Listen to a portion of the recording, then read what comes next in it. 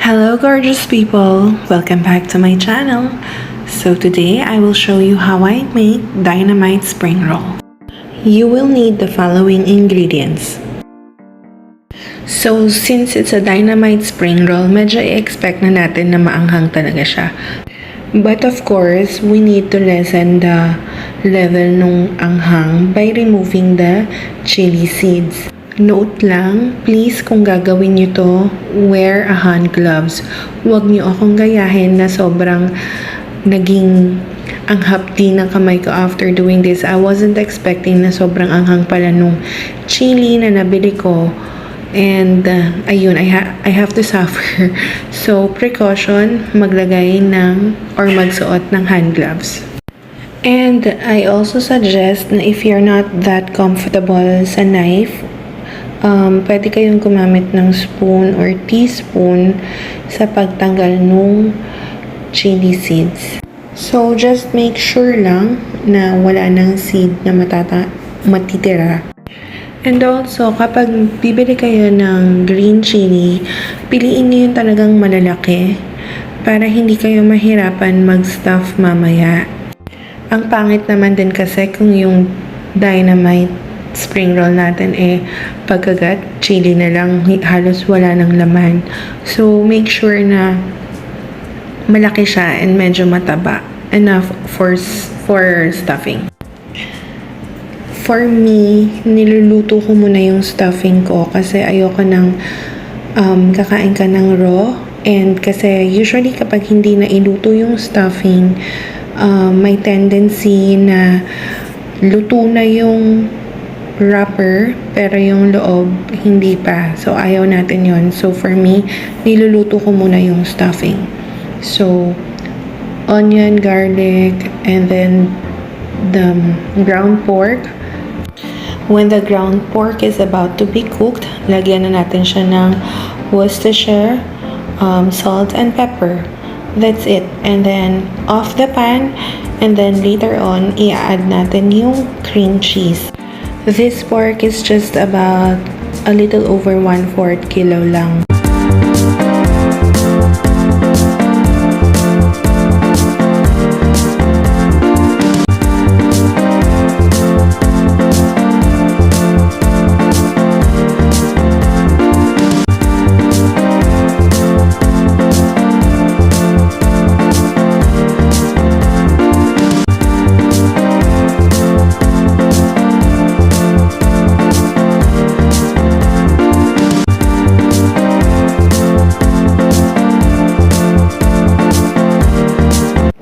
I added just a pinch of smoked paprika just to enhance the flavor. You may ask, what is the difference of smoked paprika and the regular paprika? Well, the regular paprika is just like crushed chilies, while yung smoked paprika, it is smoked, dried, and crushed. So, mas flavorful siya. While mainit pa yung niluto natin na ground meat, ilagay na natin yung cream cheese.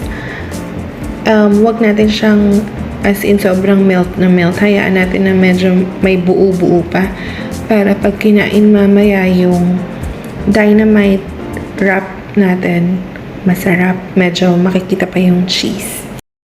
This is also the best time na yung meat na medyo malaki pa, medyo durugin natin siya ng onte para hindi siya masyadong mahirap ilagay as stuffings mamaya.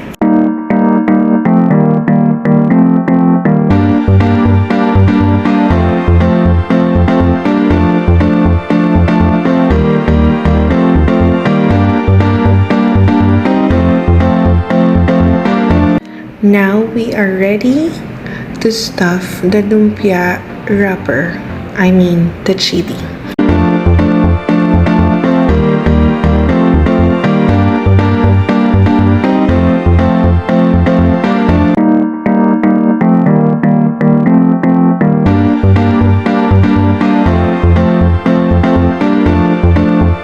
For Dynamite Spring Roll, meron akong special way of folding the wrapper. So, dapat diagonal shape. And then, yung right side, finu-fold ko na. And then, ipapalaman ko. I-over the chili yung left side. And then, iro-roll ko na as normal.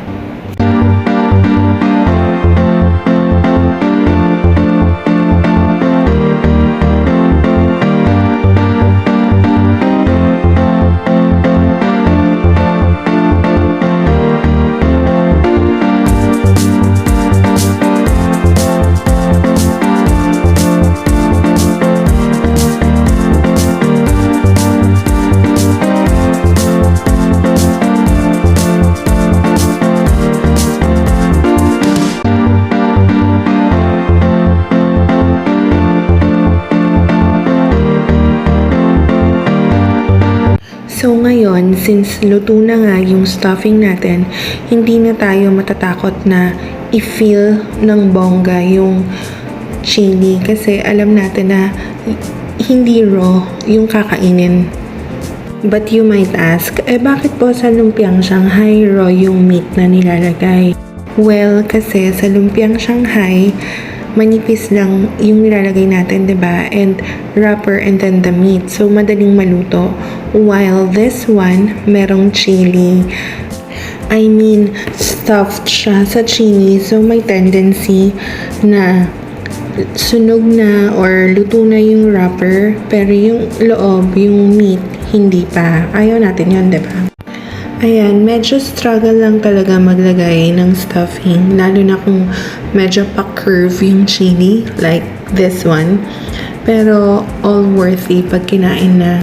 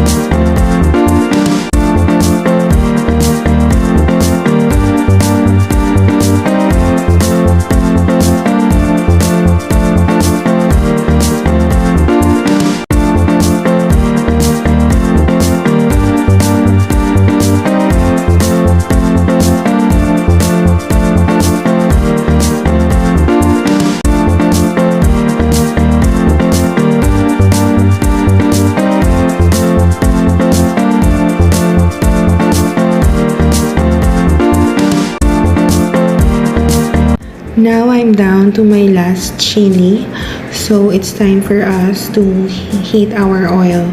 As shown on my previous video, shrimp Shanghai roll, link will be down below.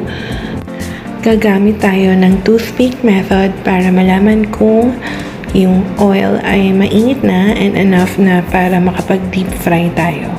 Actually, not necessarily deep fry kasi nga all we need to do now is to turn the wrapper into golden brown. Hindi na natin kailangan talagang sobrang lutuin kasi nga cooked na yung stuffing.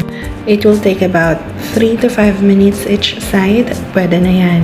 So there, you now have your super yummy Dynamite Spring Roll, and match it with ketchup and mayonnaise. Mix it together. Perfect dip for that. So I hope you like this video, and if you do, please don't forget to subscribe, hit the like button, and share to your friends. Also, please click on the notification bell so you'll get notified when I have a new video. Always remember guys, just cook it. Until my next video, ta-ta!